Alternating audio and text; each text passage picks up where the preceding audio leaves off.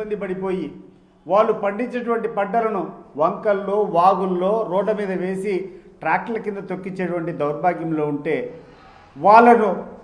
వాళ్ళకు నువ్వు అండగా ఉండి వాళ్ళు పండించేటువంటి పంటను కొనేటువంటి పరిస్థితుల్లో ఈ ప్రభుత్వం ఏ రోజైనా ఏ కార్యక్రమం చేసింది ఒకసారి ఆలోచన చేయాలి.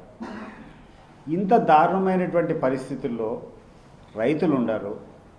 ఈరోజు ఈ రాష్ట్రంలో ఉన్నటువంటి ప్రభుత్వ ఉద్యోగులంతా వాళ్ళకు రావాల్సినటువంటి బకాయిలు రాలే, వాళ్ళకు రావాల్సినటువంటి డిఎల్ రాలే, వాళ్ళకు రావాల్సినటువంటి ఐఆర్ రాలే. ఈరోజు వాళ్ళకు రావాల్సినటువంటి ఏ కార్యక్రమం ఇవ్వకపోగా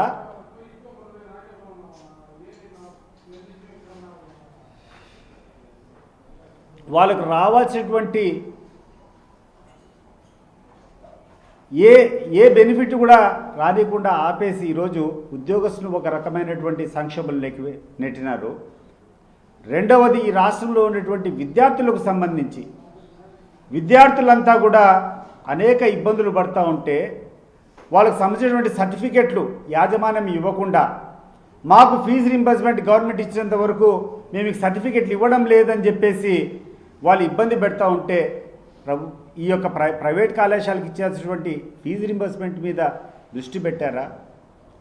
ఈరోజు ఈ నెట్వర్క్ హాస్పిటల్స్కి అంతా కూడా ఆరోగ్యశ్రీ కింద చేసినటువంటి బిల్లులని మీరు చెల్లించకపోవడం వల్ల ఈరోజు ఎవరు ఇబ్బంది పడుతూ ఉన్నా వాళ్ళకు సంబంధించినటువంటి ఈ వైద్య బిల్లులు, ఈ వైద్య సదుపాయాలు దొరకకుండా పోవడం వల్ల వాళ్ళకు ఉన్నటువంటి పరిస్థితుల్లో ఆదుకునేటువంటి పరిస్థితిలో ఉందా? మరి ఇన్ని ఇబ్బందులు పడతా ఉంటే ఇవన్నీ కూడా వదిలిపెట్టి ఈరోజు ఈ ముఖ్యమంత్రి గారు కొడుకు చేసేది ఏంటంటే ఇన్వెస్ట్మెంట్స్ కోసము విదేశాలకు పోతున్నారంట. ఈయనేమో ముఖ్యమంత్రి గారేమో లండన్కు పోయినాడు, వాళ్ళ కొడుకు ఏమోనో ఇటీవల ఆస్ట్రేలియాకు పోయినాడు. ఏం సాధించినారు అని చెప్పి నేను అడుగుతున్నాను. మీ యొక్క పరిస్థితుల్లో ఈరోజు కూర్చొని మీ విదేశీ పర్యటన వల్ల ఈ రాష్ట్రానికి కానీ ఈ రాష్ట్ర ప్రజలకు కానీ ఒరిగింది ఏంటి అని చెప్పి ఈరోజు మీరు ఎక్స్ప్లెనేషన్ ఇవ్వాల్సినటువంటి పరిస్థితి. ఇవి వదిలిపెట్టి రాష్ట్రంలో ఉన్నటువంటి ప్రజలంతా ఇబ్బందులు పడుతూ ఉంటే దీని పక్కన పెట్టి నిన్న చూస్తే మా ఊర్లో కూర్చొని విచారించిన, ఏమయ్యా గ్యాస్ సిలిండర్ సబ్సిడీ అని చెప్పినారు, ఈ యొక్క గ్యాస్ సిలిండర్లు ఏమైనా వచ్చినాయా, సబ్సిడీ అమౌంట్ మీకు పడిందా అంటే ఎక్కడే కానీ ₹1 రాలే. ఈరోజు పెన్షన్లు గడిచిన 2 సంవత్సరాల నుంచి ఒక్క కొత్త పెన్షన్ అయినా వచ్చిందా? 2 సంవత్సరాలు అయిపోయింది. 2 సంవత్సరాల నుంచి అర్హత పొందినటువంటి కొన్ని లక్షల మంది ఈరోజు వృద్ధులంతా కూడా మాకు కొత్తగా పెన్షన్ వస్తాయి, 60 సంవత్సరాలు దాటాయని చెప్పి ఎదురు చూస్తున్నారు. ఈ 2 ఇయర్స్ నుంచి చంద్రబాబు నాయుడు గారు వచ్చిన హయాం నుంచి కొత్త పెన్షన్ ఒకటన్నా ఇచ్చినారా ఒకసారి ఆలోచన చేయండి. ఇవన్నీ పక్కన పెట్టి ఏమి చేసినా ప్రచారం, పర్ఫార్మెన్స్ వీక్, ప్రాపగండా పీకు. జనానికి రావాల్సినటువంటి మీరు ఇచ్చినటువంటి హామీలు ఒకటి కూడా నెరవేర్చలే, కానీ ప్రచారం మాత్రం విపరీతమైనటువంటి పీక్లో చేసేటువంటి పరిస్థితి ఈ చంద్రబాబు నాయుడు గారి ప్రభుత్వంలో కనపడుతూ ఉంది. ఇటీవల అదాని అని చెప్పాడు, ఇటీవల రిలయన్స్ కోసము ఒక ఇన్వెస్ట్మెంట్ తీసుకొని వచ్చినాం, గూగుల్ యొక్క డేటా సెంటర్ను విశాఖపట్నంలో ఏర్పాటు చేసినాము, దానివల్ల 1,80,000 మంది ఉద్యోగాలు వస్తాయని చెప్పి చంద్రబాబు నాయుడు గారు ప్రచారం చేసుకోవడం ఎక్కడ చూసినా హోర్డింగ్లు పెట్టాడు.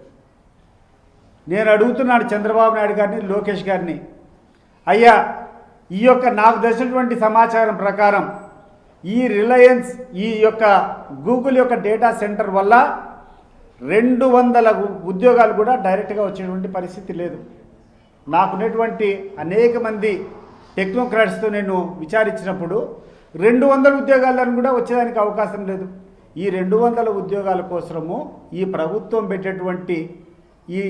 పెట్టేటువంటి వాళ్ళకి ఇచ్చినటువంటి బెనిఫిట్స్ ఏంటంటే 22,000 కోట్ల బెనిఫిట్స్ ఈరోజు నేరుగా తీసుకొని పోయి ఆ గూగుల్ వాళ్ళకి ఇచ్చారు.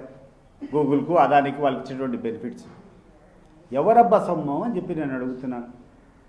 గతంలో కూడా చంద్రబాబు నాయుడు గారు అధికారం లేనప్పుడు ఈ రాష్ట్రంలో ఉన్నటువంటి రైతులకు నికరంగా ఉచిత విద్యుత్ సప్లై చేయాలంటే మనం తక్కువ రేటుతో ఈ యొక్క పవర్ పర్చేస్ చేయాలని చెప్పి ఆ రోజు సెకీ అంటే అది ఒక గవర్నమెంట్, సెంట్రల్ గవర్నమెంట్ సంబంధించినటువంటి సంస్థ. సెకీతో ₹2.49 ఆ రోజు కొనుగోలు ఒప్పందం చేస్తే పెద్ద ఎత్తున తప్పులు పెట్టాడు ఈ చంద్రబాబు నాయుడు. ఈరోజు ఏం చేస్తున్నావు చంద్రబాబు నాయుడు గారు? ఈరోజు నువ్వు చేసినటువంటి పవర్ పర్చేస్ అగ్రిమెంట్లు ఎంత కొన్నావు? ₹3 పైన ఈరోజు పెట్టి కొంటున్నావు. అంటే 51 పైసా ఇంతకుముందు కంటే అదనంగా దాదాపు 20% పైన ఈరోజు ఎక్కువ ఇచ్చి కొంటున్నావు. నువ్వా స్కామ్స్టరు? నువ్వా ఈరోజు ఈ రాష్ట్రాన్ని అన్యాయం చేసింది? జగన్మోహన్ రెడ్డి గారు అన్యాయం చేశారా? ఏ రకంగా చేసినా విధ్వంసం అని మాట్లాడావు నువ్వు ఆ రోజు. ఇప్పుడు నేను అడుగుతున్నాను చంద్రబాబు నాయుడు గారిని, విధ్వంసం నువ్వు చేసావా, జగన్మోహన్ రెడ్డి గారు చేశారా? ఎక్కడ మీరు చర్చకు వస్తారో మీరు రండి.